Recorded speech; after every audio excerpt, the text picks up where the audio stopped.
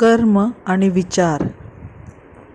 एका गांवांत एक गरीब मनीस रावतालो। शिक्षण ना आनी बरें काम ना म्हण तो भिक्षा मागून पोट भरतालो।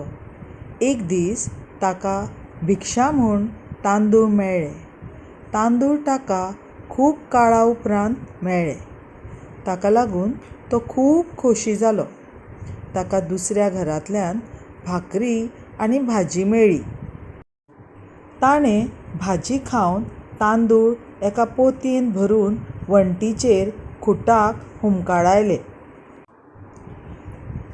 तो खाटीर पडून आराम करपाक लागलो। पोतयेक पळोवन तो विचार करपाक लागलो, आयज तातूंत तांदूळ आसा आनी फाल्यां आनीक तांदूळ मेळ्ळे जाल्यार पोती अर्द भरतली आनी तांदूळ मेळत रावले जाल्यार कांय दिसांनी एक पोती भरूं येता। मागीर आनी तांदूळ मेळत रावले तर अश्यो 4-5 पोतयो भरतल्यो।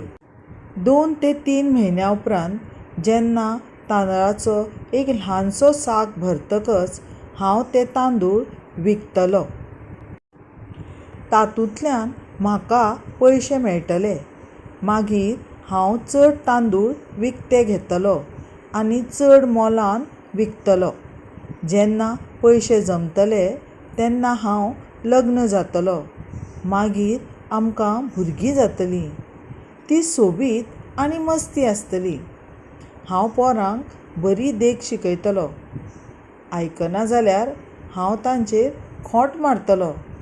अशें चिंतून ताणें खरेंच वाऱ्यार खोंट मारली आनी ताच्या दुर्दैवान ती खोंट तांदळाच्या पोतयेचेर बसली। घरांत जमिल्ल्या घाणीन ते सगळे तांदूळ पडले। तेच बरोबर ताचें सपन भंगलें। देख, क्रिया म्हत्वाची। कृती आनी विचार जुळनात जाल्यार हानी जाता। जें विचारांत आसा तेंच कर्मांत आसूंक जाय।